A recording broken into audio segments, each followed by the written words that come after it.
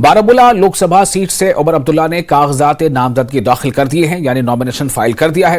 कागजात नामजदगी दाखिल करने के बाद उमर अब्दुल्ला ने कहा कि ये इंतखाबात इंतहाई अहम है क्योंकि ये 5 अगस्त 2019 के फैसले के बाद हो रहे हैं। इस मौके पर उमर अब्दुल्ला ने इलेक्शन कमीशन और बीजेपी पर भी निशाना साधा। उमर अब्दुल्ला ने कहा कि इलेक्शन कमीशन बीजेपी की तरफदारी कर रहा है। जी हां, उमर अब्दुल्ला ने कहा कि इलेक्शन कमीशन बीजेपी की तरफदारी कर रहा है। बीजेपी पर हमला करते हुए उमर अब्दुल्ला ने कहा कि वो मजहब को कार्ड के तौर पर इस्तेमाल कर रही है। उमर अब्दुल्ला ने यह इल्जाम भी लगाया कि इलेक्शन कमीशन उन सियासी जमातों के खिलाफ कोई कार्रवाई नहीं कर रहा है जो अपनी नफरत अंगेज तकारीर से इंतखाबी ज़ाब्ता अखलाक की खिलाफ वर्जी करती हैं। to fill a seat in the House of the People, to swear in the name of God that I will bear true faith and स्थापित करने के लिए यहाँ पर पहुंचे हैं।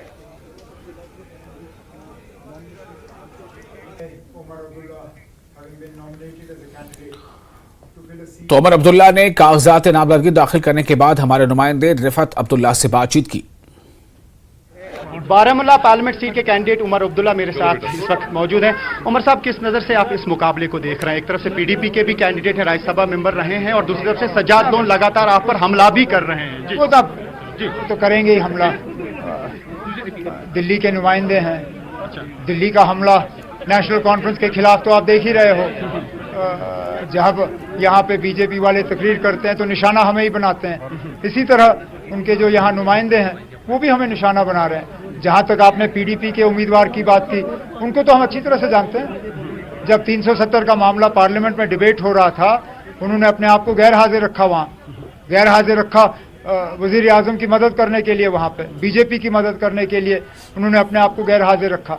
उनको हम अच्छी तरह से जानते हैं ना। जिस तरीके से महबूबा मुफ्ती भी अब अकेले लड़ रही हैं, हालांकि आपके साथ इंडिया ब्लॉक का सपोर्ट है, तो क्या आप समझते हैं, क्योंकि वो लगातार यही लोगों से कह रहे हैं कि आपकी तरफ से उन्हें धोखा दिया गया, तो क्या वजह रही कि उनको कोई भी सीट नहीं मिली? क्योंकि यहाँ सीट थे नहीं।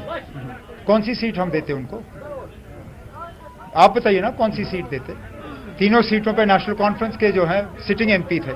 मुझे एक और जगह दिखाइए जहां इंडिया ब्लॉक में सिटिंग एमपी को हटा के किसी दूसरी पार्टी को एडजस्ट किया गया हो। हमने उस वक्त भी पीडीपी से कहा कि यहाँ सीटों की गुंजाइश जो है डिस्ट्रीब्यूशन में कम है, और फॉर्मूला हमने क्या इख्तियार किया?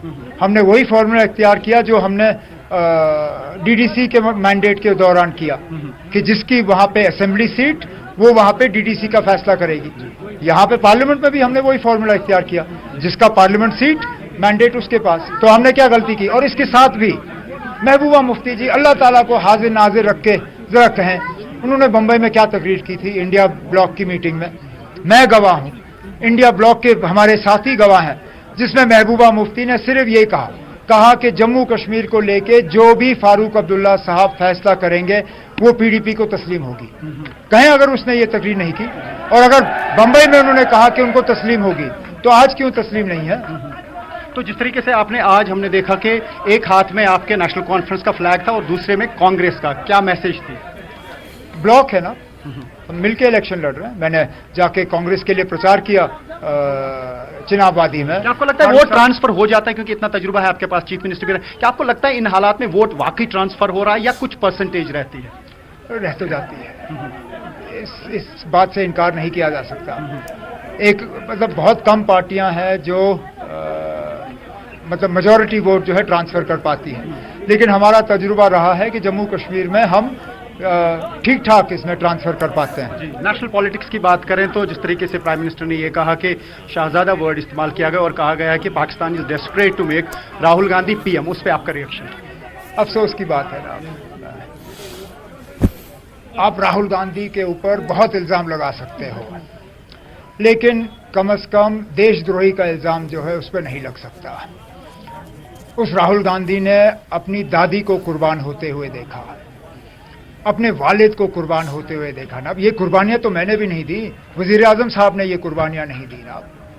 राहुल गांधी के खिलाफ आप कुछ भी कहो, लेकिन देशद्रोही का इल्जाम जो है उसके खिलाफ नहीं लग सकता।